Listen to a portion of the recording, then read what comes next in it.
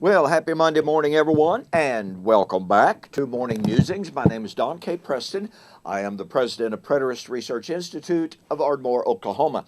We are looking at and refuting, very easily I might add, the 23 affirmative arguments offered by Dr. David Hester in our formal public debate of July 14th and the 15th, 2016, here in Ardmore, Oklahoma. And it really astounds me as I go back and watch and I go back and listen and I carefully analyze, number one, the argument themselves. And I realize how incredibly presuppositional Dr. Hester's 23 arguments truly were. He did not engage in serious exegesis of one single text. He assumed certain things to be true. He asserted the truthfulness of those presuppositions and did not prove. Now that's called a priori argumentation.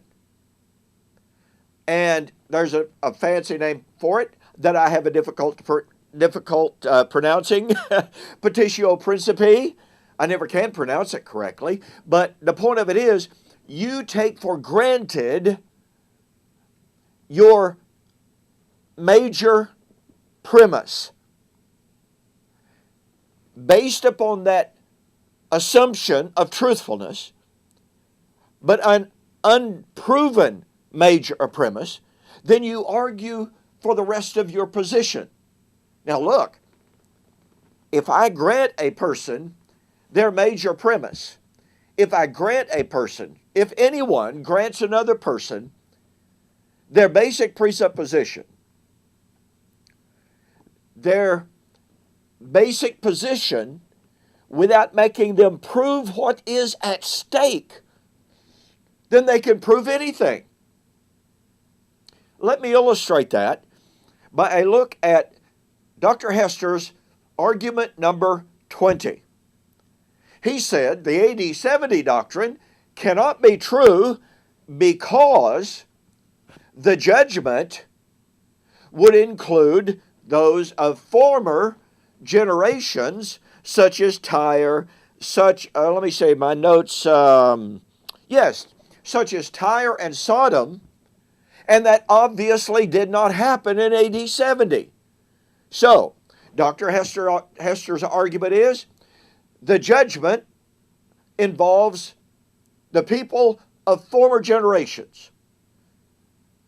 The judgment of former generations did not happen in AD 70. Now that's his minor premise in this syllogism, but boy, talk about false.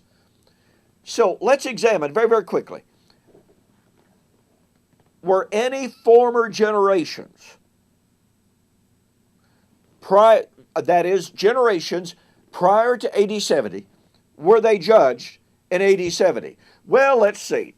In Matthew chapter 23, Jesus said, all of the blood of all of the righteous,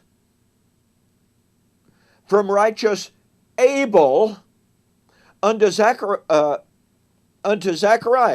son of Barachias, whom you slew between the temple and the altar, shall be judged in this generation.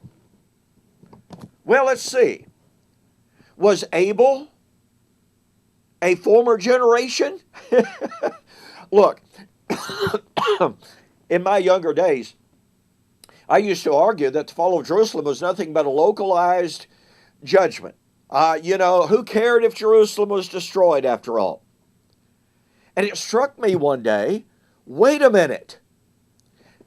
Adam was not a Jew. Adam didn't live in Jerusalem. And so, when Jesus said, all of the blood of all of the righteous, from Abel to Zacharias, son of Barachias, would be avenged, would be judged in that generation, guess what that does? that completely and totally falsifies Dr. David Hester's argument. Because Jesus said, the judgment of all of the dead, the righteous dead. Now, by the way, Dr. David Hester argued that the judgment of the living and the dead has to be still future. Hang on to that, because in tomorrow's video, I will show you once again how utterly false Dr. Hester's argument is. But for the moment, consider the fact, the indisputable fact, that Jesus himself said all of the blood of all of the righteous, all the way back to creation, would be judged in his generation. So the question to Dr. Hester would be, was Jesus wrong? Or were you wrong, Dr. Hester, when you said no former generations, such as Tyre and Sidon, were judged in Jesus' generation? You know what? I'm pretty safe by sticking with Jesus on this subject. Let me recommend that you get a copy of my book, The Resurrection of Daniel, chapter 12, verse 2, fulfilled or future. Go to my website, eschatology.org or bibleprophecy.com, order the book, make a note that you saw it on Facebook or YouTube, and I'll refund your shipping. Well, thanks so much for joining me for this great Monday morning. Don't forget, in the morning, we're going to be talking about the judgment of the living and the dead that Dr. David Hester said could not have happened in AD 70. You don't want to miss it. We'll see you on the flip side.